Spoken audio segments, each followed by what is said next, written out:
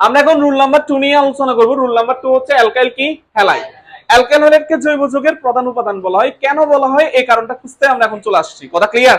আচ্ছা দেখো, alkyl halide ধাতব সোডিয়াম এর সাথে বিক্রিয়া করে শুষ্ক ইথারের উপস্থিতিতে উৎপন্ন করে কি অ্যালকেন। এই যে অ্যালকাইল হ্যালাইড এবং ধাতব সোডিয়ামের বিক্রিয়া শুষ্ক ইথারের উপস্থিতি, এটা একটা বিক্রিয়াকে নির্দেশ করে, নাম হচ্ছে কি বিক্রিয়া? উডস বিক্রিয়া। এই উডস বিক্রিয়ার সাহায্যে মূলত উৎপন্ন করা হয় কি, এবং উডস বিক্রিয়া করলে লাভ কি? কার্বন সংখ্যা কি করা যায়? বাড়ানো যায়। এটা হচ্ছে উডস বিক্রিয়ার ফজিলত। কার্বন সংখ্যা কি করা যায়? বাড়ানো যায়। কথা ক্লিয়ারলি বুঝাতে পারছি? আচ্ছা ওকে, দেখো সেম অ্যালকাইল হ্যালাইডের সাথে যখন সোডিয়াম হাইড্রোক্সাইড বিক্রিয়া করবে, দেখো সোডিয়াম হাইড্রোক্সাইড দুটি অবস্থায় থাকতে পারে, যেটা আমরা এখানে টেনে দেখাইছি। দেখো সোডিয়াম হাইড্রোক্সাইড অ্যাকুয়াস অবস্থায় থাকতে পারে, সোডিয়াম অবস্থায় অ্যালকোহলিক অবস্থায় থাকতে পারে। সোডিয়াম হাইড্রোক্সাইড জলীয় মাধ্যমে বিক্রিয়া করলে তখন বিক্রিয়া দেয় প্রতিস্থাপন বিক্রিয়া, আর যখন সোডিয়াম হাইড্রোক্সাইড অ্যালকোহলিক মাধ্যমে বিক্রিয়া করে তখন যে বিক্রিয়া হয় তার নাম হচ্ছে কি বিক্রিয়া? আচ্ছা তাহলে দেখো সোডিয়াম হাইড্রোক্সাইডের নিচে কি লেখা আছে? অ্যাকিউ। অ্যাকিউ শব্দ তো অ্যাকুয়াস, মানে সে জলীয় মাধ্যমে বিক্রিয়া করতেছে।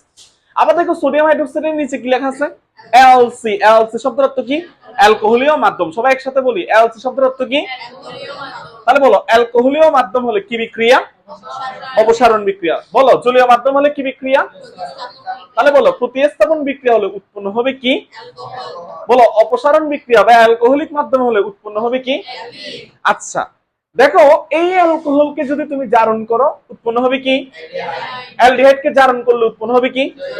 আচ্ছা এটা যে জারণ হচ্ছে আমরা বুঝছি কেমনে? জাইমান অক্সিজেন দ্বারা। বলো না, জাইমান। আচ্ছা জৈব এসিড থেকে অ্যালডিহাইড কি উৎপন্ন করা যাবে? কি করতে হবে? অ্যালডিহাইড থেকে কি অ্যালকোহল উৎপন্ন করা যাবে? কি করতে হবে? বিজারণকে চিনবো কেমনে? জাইমান হাইড্রোজেন থাকলে। জাইমান হাইড্রোজেন। এখন জানতে চাই আমাদের উৎসমন, জাইমান অক্সিজেন এবং জাইমান হাইড্রোজেন পাওয়া যায় কোত্থেকে? দেখো চোখ রাখুন কাশেম টিভির পর্দায়। তাহলে দেখো তো, জাইমান অক্সিজেন পাওয়া যায় কোত্থেকে? পটাশিয়াম পারম্যাঙ্গানেট ও ঘাড়ো কি পটাশিয়াম হাইড্রোক্সাইড থেকে। আর কোত্থেকে পাওয়া যায়? পটাশিয়াম ডাইক্রোমেট ও ঘাড়ো সালফিউরিক অ্যাসিড থেকে। সবাই কি ক্লিয়ার? তাহলে বলো, জাইমান হাইড্রোজেন পাওয়া যায় কোত্থেকে? লিথিয়াম অ্যালুমিনিয়াম টেট্রাহাইড্রাইড বা হাইড্রাইড, অথবা কি লিথিয়াম বোরো হাইড্রাইড। কনসেপ্টটা ক্লিয়ার? আচ্ছা এরপর কি আছে? 3 প্লাস ঘাড়ো HCl। কথা ক্লিয়ার? এখান থেকে আমরা জাইমান হাইড্রোজেন পেয়ে থাকি।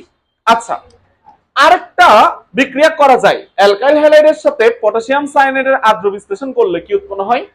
জৈব এসিড উৎপন্ন হয়। তাহলে দেখো তো, এই অ্যালকাইল হ্যালাইড থেকে অ্যালকেন উৎপন্ন হয়, অ্যালকোহল উৎপন্ন হয়, অ্যালকিন পাওয়া যায়, জৈব এসিড পাওয়া যায়। পাওয়া যায় নাকি যায় না? প্রায় সব সমগোত্র, প্রায় সব কার্যকরী মূলক এখান থেকে পাওয়া যায় বিদায় এটা জৈব যৌগের কি উপাদান? প্রধান উপাদান। সবাই কি বুঝতে পেরেছো? আচ্ছা এখন আমরা রুল নাম্বার 3 পড়বো, যেটা হচ্ছে কার্বন সংখ্যা বৃদ্ধির উপায়কে কি করে, দেখো কিভাবে কার্বন সংখ্যা বাড়ানো যায় সেই প্রসেসটা আমরা এখান থেকে শিখে নিব। তাহলে বলো, কার্বন সংখ্যা বাড়ানো যায় কয়টা প্রক্রিয়ায়? একটা হচ্ছে কি বিক্রিয়া, আর একটা কার সাহায্যে? পটাশিয়াম সায়ানাইডের সাহায্যে। বলো কি বুঝি? পটাশিয়াম সায়ানাইডের সাহায্যে। আচ্ছা উডস বিক্রিয়া করলে কি উৎপন্ন হবে? আর পটাশিয়াম সায়ানাইডের সাহায্যে বিক্রিয়া করলে কি উৎপন্ন হবে? জৈব এসিড উৎপন্ন হবে। তাহলে এবার সবাই টপিকের নাম দাও, উডস বিক্রিয়া। ওকে।